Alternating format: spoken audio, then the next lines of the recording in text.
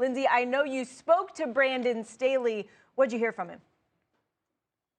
Sam, there are a lot of questions about why Brandon Staley chose to play his starters in a regular season finale, despite moments before kickoff clinching the number 5 seed. Here's what Staley told me. They're trying to build a team, a culture, and a champion. He doesn't think they could do that by picking and choosing which players were more important than others. And perhaps most significant is that this Chargers team had not played that much football together this season because of injuries.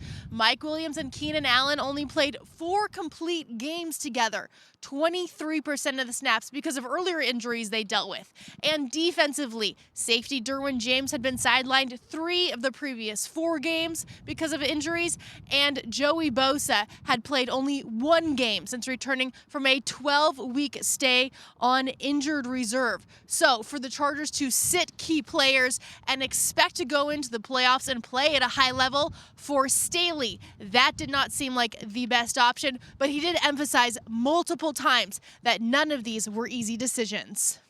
Yeah, they've dealt with a lot. Hold on, can we go back to Lindsay for a quick second? Because, Lindsay, I'm a little confused. I want to talk about what these teams are dealing with today in terms of weather. You are in Jacksonville, correct? Because every time we see Jeff Darlington there, he's wearing a tank top or something. Is it cold in Jacksonville right now? What's going on?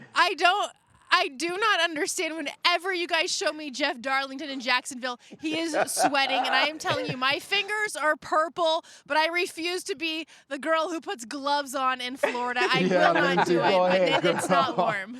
All right, that is why we love you. Mental toughness. That's a tough woman right there. Toughness. All right, let's get back to what she was talking about. It's really interesting to hear what Brandon Staley had to say to her. And, Teddy, I think it's a compelling argument when he says, like, you don't want to say that more players are more important, certain players are more important than others. But the truth is, in the NFL, some players are more important than others. And Mike Williams is one of those guys. Hindsight's 20/20. But what's your reaction to this? That it's not compelling at all, really. It was a mistake because, all right, they didn't play together because they were hurt the entire time. So you got a team with players that have injury history going into the game. So you got to rest those guys. I put it this way. Injury history this year. This year, rest. There's a reason why they haven't played together and because they've been hurt. But the word I like to say is, all you coaches listen up, competitive confusion for players. Whenever that comes into account, that's when you don't play. All right, you heard me last week talking about how the Giants should be playing their guys against the Philadelphia Eagles. Now, that was a clear-cut example of it.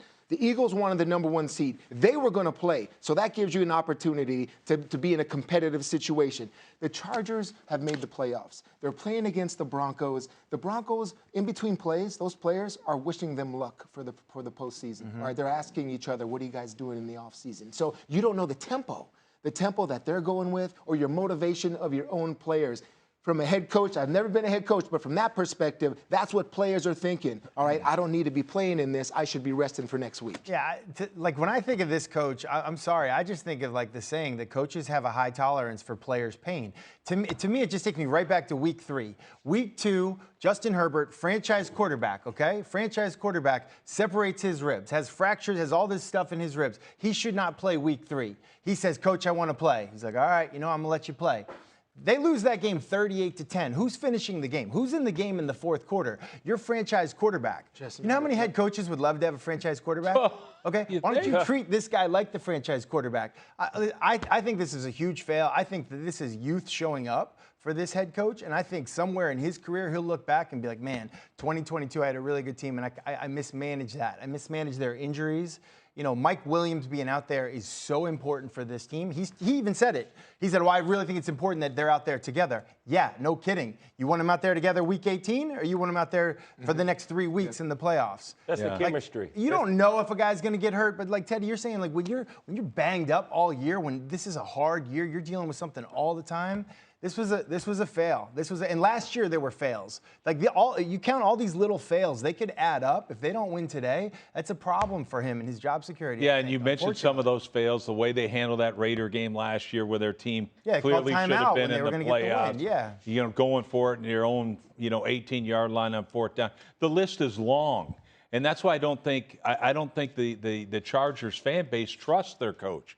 And here's the biggest fail, I think, on this football team. The biggest fail, Brew, is if you're a defensive guru That's why you got the job, that you're fixing the defense. Should be your identity. You haven't fixed it. All right? And here's the thing. They spent money. Randy, they spent a ton of money, Matthew, for sure, bringing in Khalil Mack, all those free agent guys they brought in. Mm-hmm. And here's the thing, all right? Your defense has been historically bad in run defense. They've given up. You got to go back 60 years to find a defense that gave up over 5.4 yards per rush. And here's the great thing. Today, if you're looking for something today, give it to him, Rex. Watch the ball on the perimeter today in the running game. Why? All the Chargers do is give up 9.3 yards per rush attempt on the perimeter outside the tackles. So today, fix that. Here, Staley, here's something. Fix that. Fix that, please. You know, when I'm looking at this, I'm going to have to go on the positive side of it because we sit up here and talk about the chemistry. And when you look at the AFC, you got Buffalo, you got Kansas City. The only thing that I would say about him leaving Mike Williams in the game that late. But when you look at how Justin Herbert makes the magic work, you know, you need the one of the best all-around backs in all of football, in Eckler. But when you look at Mike Williams and Keenan Allen, those are two big targets out there. Right. So for Staley to be able to leave him in, they've been lacking. You're talking about only 4 games that they played together. So for him, to his defense, I want to see what type of chemistry my guys have going into the playoffs. But to have him in the second half, I don't agree with that. But for them to be able to work on something, Sam, I will have to come to his defense for that. Well, and people keep pointing to the last time these teams played, and it wasn't a great game for Mike. But the problem was their quarterback was hurt in that game, so it's hard to compare. Here's what we know for sure. They only averaged 20 points per game when Mike Williams is not in the game. Justin Herbert's numbers are better across the board with him. So we'll see. Thanks for watching ESPN on YouTube. For live streaming, sports, and premium content, subscribe to ESPN+.